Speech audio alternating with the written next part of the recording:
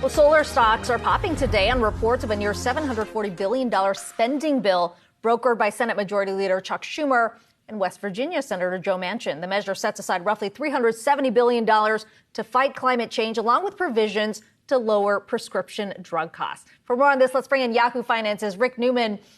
Rick, let's talk about what this bill is called, because I think everybody remembers Build Back Better. That name is gone now. The $4 trillion, by the way, it was estimated at, also gone. But there's a lot of things that were included in this bill that came from that. The Inflation Reduction It's Bill. the IRA, the Inflation Reduction Act. And I think it's worth saying outright that this was a total surprise to practically everybody. I mean, there's not much that's a surprise in Washington because of all the trial balloons, the leaks and things like that. And everybody thought Build Back Better was dead, and suddenly it has a second life as the Inflation Reduction Act. So let's just get this out of the way. This is not going to do very much to reduce inflation, but inflation is what people care about. That's what Joe Manchin, the senator whose vote they have to get on this, that's what he cares about. So they're calling it the Inflation Reduction Act. The only part of this that even comes close to addressing inflation is that there will be $300 billion of deficit reduction, supposedly. My understanding is that's over 10 years. That's nothing. That's a nothing burger in terms of, a national debt that's, I think, $30 trillion right now.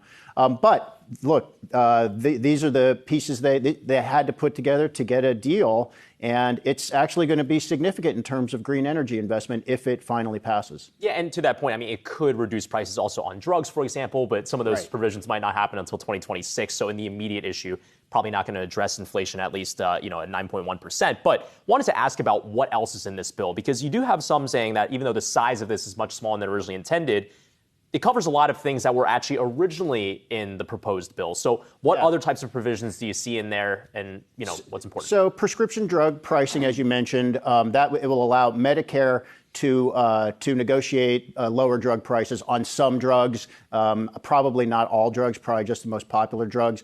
There would be a $2,000 cap per year on the amount that seniors pay. Now, this is not a done deal, so all of these things could change. Better IRS tax enforcement, more funding for the IRS. This is actually a pretty good idea.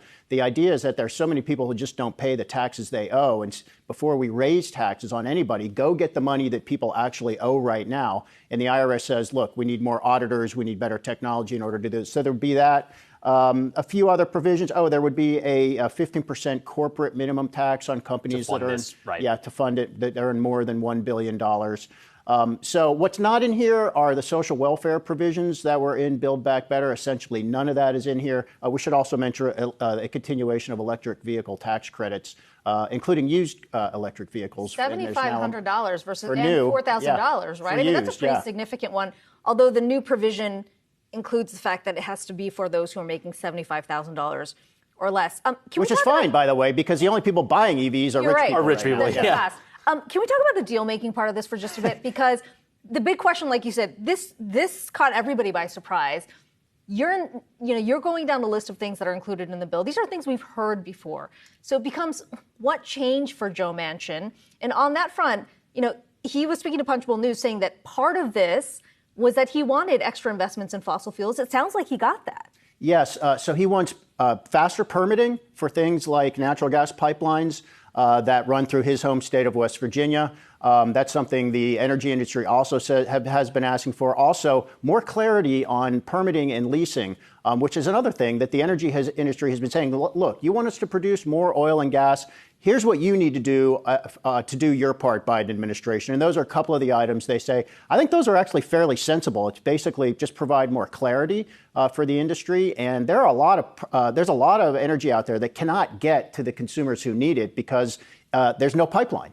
Or there's the transportation just isn't there. That's why on the East Coast, we get gasoline and oil from the Middle East, because it's easier to get it from the Middle East to refineries here than to get it from Texas or from North Dakota because the transportation's not there. So all kinds of things going on here, and we're not even talking about the behind-the-scenes machinations that got this done. But it's quite interesting that something's actually happening in Congress. And there's going to have to be more machinations to get this thing passed. There are, although, it seems like some optimism on Capitol Hill. There is, yeah. All right, Yahoo Finance's Rick Newman. Thanks so guys. much.